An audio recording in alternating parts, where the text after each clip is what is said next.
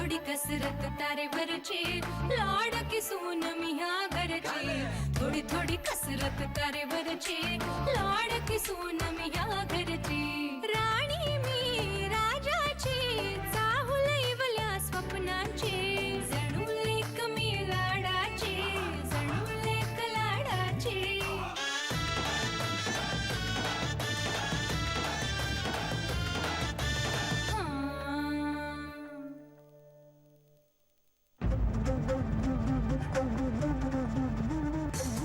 पिंट्या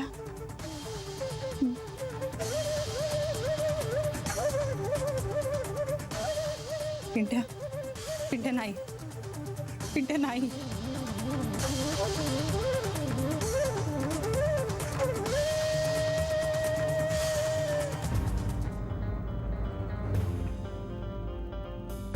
पिंट्या पिंट्या नाही अरे पिंट्या मी मी ताई आहे तुझी पिंट्या अरे बाबांचा विचार कर ना पिंट्या तू असं काही करणार नाहीस पिंट्या माझा विचार कर हे पिंट्या तू तू काय करतोयस पिंट्या अरे तुला वेळ लागलाय का मी ताई आहे तुझी तू असं वागणार आहेस का माझ्याशी तू तू काळं फासणार आहेस त्यांच्या तोंडाला पिंट्या पिंट्या पिंट्या काय करतोयस तू तुला वेळ लागलाय का ऐक नको पिंट्या तू पिंट्या प्लीज तू सांग ना तुला कोणी करायला सांगताय का हे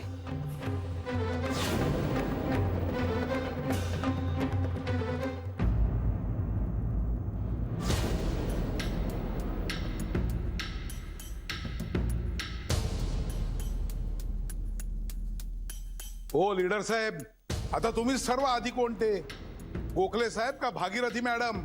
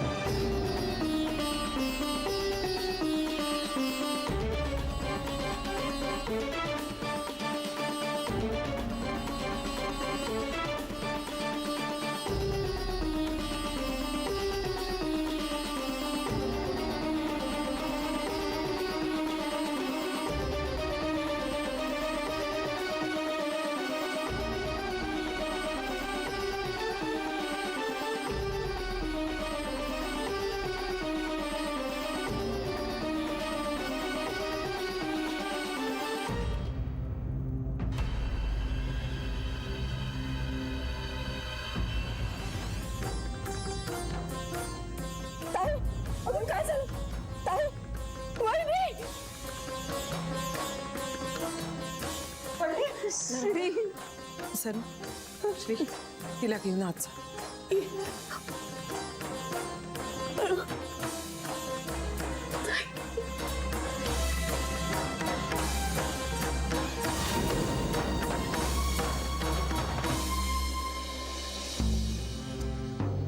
पांडुरंगा माझ्या पिंट्यावरचं अरिष्ट टळू दे रे बाबा त्याला सद्बुद्धी दे पिंट्या कुठलंही चुकीचं पाऊल उचलू नकोस रे बाबा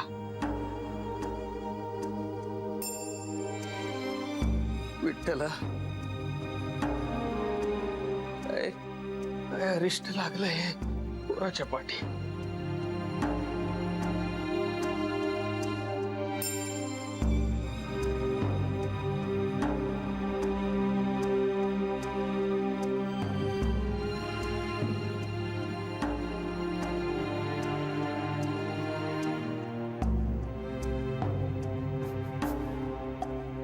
जानूला परत फोन करून बघावा का ती बोलेल पिंट्याशी पिंट्या नक्की ऐकेल तिचं ताई म्हणजे देव आहे त्याच्यासाठी जानूला परत फोन करावाच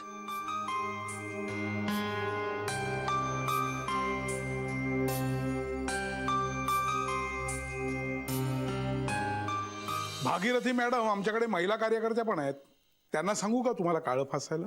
महिला कशाला? आमच्या सुनेचा भाऊ समर्थ आहे ना, आमच्या अख्ख्या घराण्याला काळं फासायला.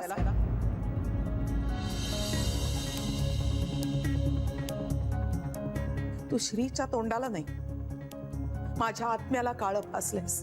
माझ्या संस्कारांना, तत्वांना, माझ्या सत्यप्रियतेला काळं फासलेस. आपल्या नात्याला, आपल्या विश्वासाला काळं फासलेस. हे तर परकेच आहेत रे. यांनी भावना दुखावल्या म्हणून केलेलं अखंड तांडव क्षम्य नसलं तरी विसरता येईल, कारण त्यांच्याशी माझं काहीही घेणं देणं नाहीये. पण तुझ्या घराशी आमचं घर जोडलं गेलं होतं. सगळे दोष, सगळ्या गुन्ह्यांकडे डोळे झाक करून आपण नातं मोठं केलं होतं.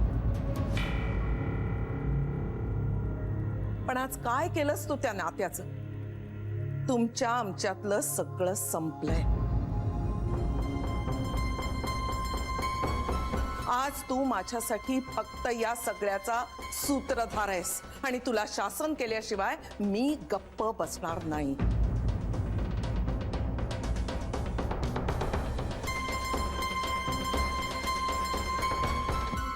ज्या मुलाचा मला अतोनात अभिमान आहे, ज्याच्या वर्तनानं माझी मान ताठ होते, पुढच्या पिढीला एक जबाबदार माणूस दिला म्हणून ऊर भरून येतो, त्या माझ्या नातवाच्या तोंडाला काळं फासून तू सद्गुण, सद्वर्तन आणि सुसंस्कृतपणा यालाही काळं फासलंयस. तुझ्या भावना दुखावल्या गेल्या की नाही मला माहिती नाही, पण आज तू जे केलंयस त्यानं इतका मोठा घाव आमच्या आत्म्याला दिलायस की याच जन्मात तर सोड, पुढच्या अनेक जन्मात मी तुला माफ करू शकणार नाही.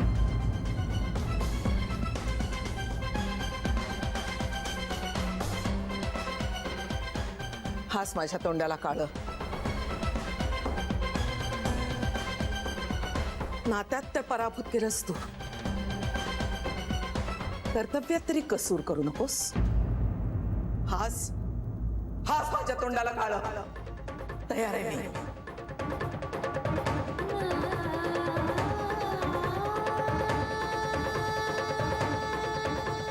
लीडर साहेब, कार्यकर्त्यानं आपली खाजगी बाब बाजूला ठेवायची असते. चला व्हा पुढे. अहो आई साहेब, महिला कार्यकर्त्यांच्या हास्य नको म्हणतायत, तुम्हीच उरकून टाका कार्यक्रम. आपलं ध्येय लक्षात ठेवा. आपण हे सगळं का करतोय हे आठवा.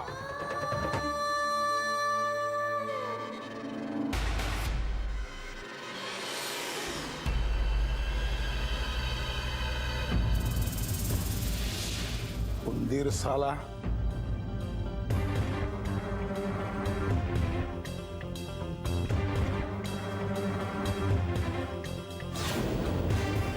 मोठा लीडर व्हायला निघाला होता. हो बाई, आता तुम्हीच उरकून टाका उरलेला कार्यक्रम. एक मिनिट.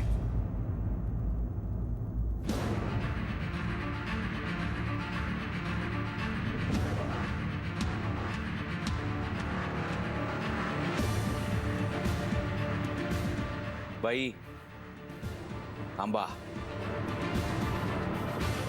ए सांग त्यांना थांबायला, नाही तर गाठ माझ्याशी आहे. आईच्या तोंडाला काळं फासायचं नाही. मी सांगतोय ना, नाही म्हणजे नाही.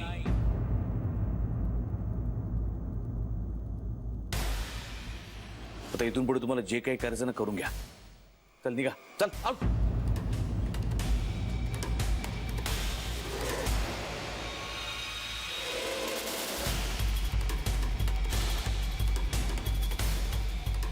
शब्द फिरवताय तुम्ही. ते शब्द बिब्द खूप झालं रे. आत्ताच्या आत्ता जर इथनं निघाल नाहीस ना, ते सगळे तुझे जे पाळलेले आहेत ना, त्यांनाच तुझा मुर्दा उचलून घेऊन जायला लागेल.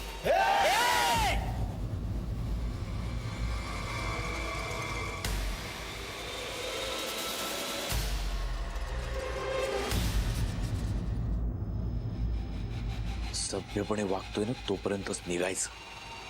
चल. याची खूप मोठी किंमत मोजावी लागेल तुम्हाला. फार महागात पडेल. जा रे, स्वस्त गोष्टींचा शौक ठेवतच नाही आम्ही. तर निघ, चल. चला रे.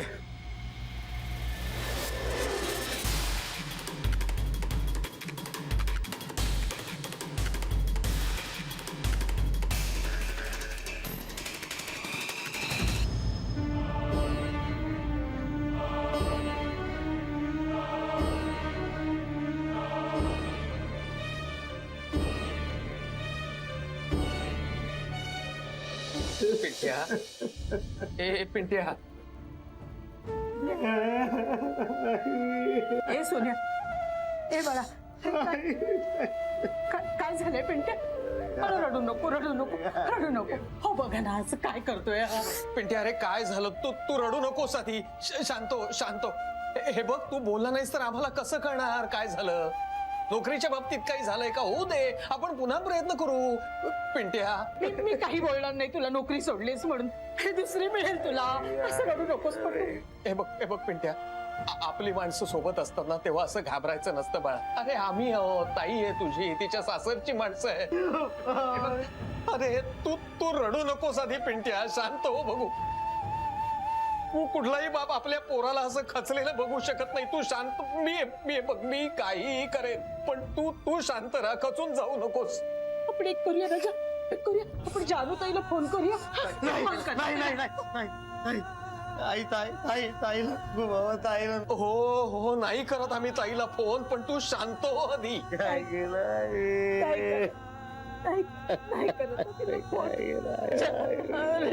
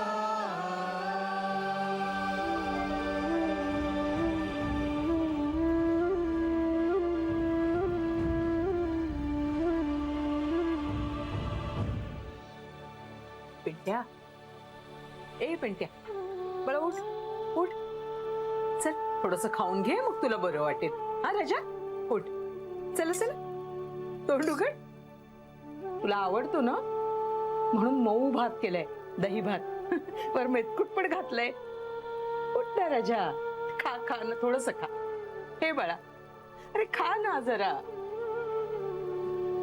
त्याला नको असेल तर आग्रह नको करू आग्रह कसा नको करू म्हणता उपाशी आहे माझा लेक काही खाल्लेलं नाहीये काही बोलतही नाहीये बघा ना कसं करतोय तो अरे आम्ही काही खाल्लेलं नाहीये अगदी कलकलायला लागलंय आईची एवढी पण काळजी नाही करे तुला कला तुला हवं असेल तर तू जेवून घे मी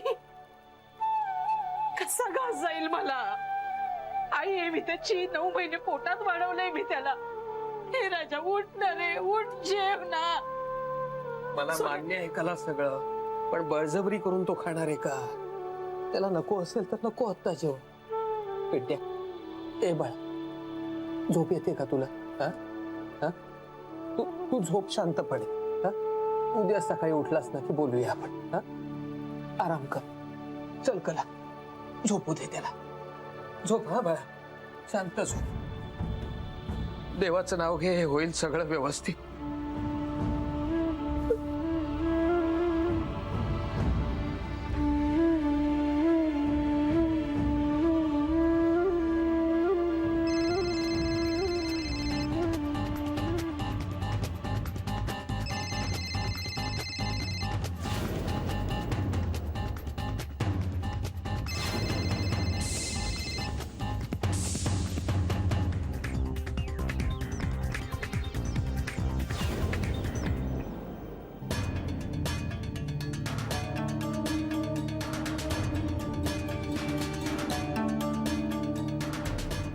हो. शरे शरे रडू नकोस ना ग. काय झालंय हे इंदुवहिनी? काय झालंय हे इंदुवहिनी? आता हे दृश्य कधीतरी आपल्या डोळ्यासमोरून जाणार आहे का हो? नाही हलणार. या जन्मी तरी ते शक्य नाही. आपल्या श्रीला कुणीतरी नाही ग. कुणीतरी असताना तर एक शक्यता म्हणून मान्य केलं असतं आपण ते. जगात असतात अशी दुष्ट माणसं, वागतात अशी, असं पटलं असतं आपल्याला. पण कुणीतरी नव्हता तो. जान्हवीचा भाऊ होता, आपल्या सुनेचा भाऊ. त्यानं का केलं असेल असं? तेच तर ना, त्याने असं का केलं? दुसरं कोणीही असतं ना तरी इतकाच संताप झाला असता, पण इतकं वाईट नसतं वाटलं. आपल्यातलंच कुणीतरी असं करावं. भीषण आहे हे. त्या सगळ्या घरातच प्रॉब्लेम आहे. आई ती तशी आणि भाऊ हा असा. एरवी म्हणत असते ना जान्हवी की आमच्या भावा बहिणीचं नातं खूप छान आहे, संबंध चांगले आहेत. हे असे चांगले संबंध आहेत? मला कमाल वाटते. म्हणजे इतकं सगळं घडलं आणि त्याने बहिणीला कसं काही सांगितलं नाही? मलाही तेच वाटतंय. म्हणजे ही काय आयत्या वेळची गोष्ट नाही, आधीपासून ठरलं असणार आहे. आणि तरीही त्यांनी जान्हवीला सांगितलं नाही हे. म्हणजे नाही ना भावा बहिणीचं तितकंच बरं? मग कशाला इतके गोडवे गायला हवेत? का हे दाखवण्यासाठी आहे सगळं? ना आईला समजवू शकत, ना भावाला कंट्रोल करू शकत. आपलीच माणसं आपलं ऐकत नाही, कशाला जगाला अक्कल शिकवायला जायचं? बेबी हे बघ, कांता प्लीज, आत्ता माझ्या समोर श्री सोडल्यास दुसऱ्या कुणाचीही बाजू घेऊन बोलायचं नाही. मला ते अजिबात सहन होणार नाही. जान्हवीचा भाऊ सपशेल चुकलेला आहे. हो ना, पाप घडले त्याच्या हातून. देव सुद्धा कशी क्षमा करेल त्याला? एक्झॅक्टली. पाप केलाय, गुन्हा केलाय त्यांनी, काय वाटेल ते म्हणा, पण जान्हवीनी त्याला आवरायला हवंच होतं. श्रीच्या चेहऱ्याला काळं फासायला आलेला तो हात जान्हवीनी थांबायला हवा होता. स्वतःच्या भावाचा होता तरी सुद्धा. त्या स्थितीतही श्री शहाण्यासारखा वागला. समोर पिंट्या होता म्हणून त्याने शांतपणे सगळं करू दिलं. त्यानेही आणि जान्हवीनेही करू दिलं भावाला सगळं. श्री सारखा वागला, पण जान्हवी सारखा नाही वागली. अरे तुम्ही सगळे जान्हवीला का आवडता यात? तिचा काय दोष आहे या सगळ्यात? मग या सगळ्यात श्रीचा तरी काय दोष आहे?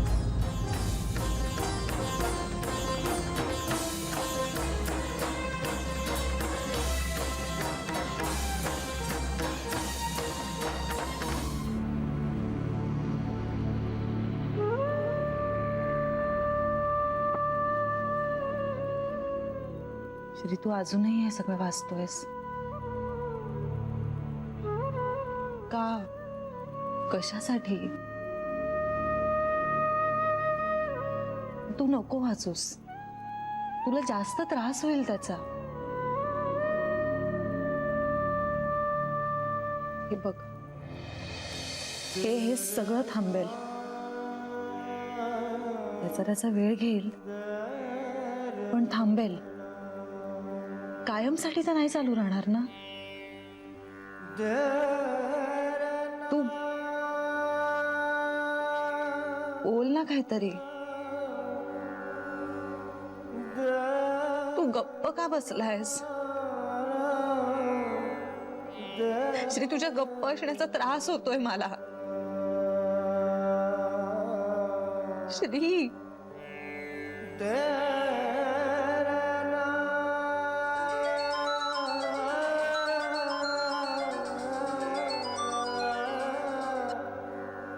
अरे गोखल्या, मस्ती आली का तुला? मंदिर बांधलं म्हणजे देव काय तुझ्या बापाचा झाला का? काही नाव देतो प्रोडक्टला, ते खपवून घेणार नाही आम्ही, ते तुला महागात पडणार आहे.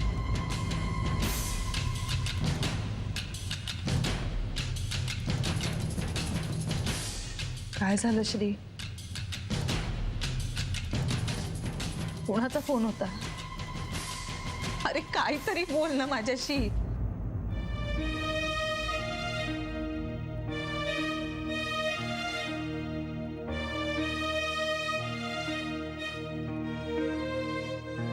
इतकं चुकलंय का ग जान्हवी? इतकं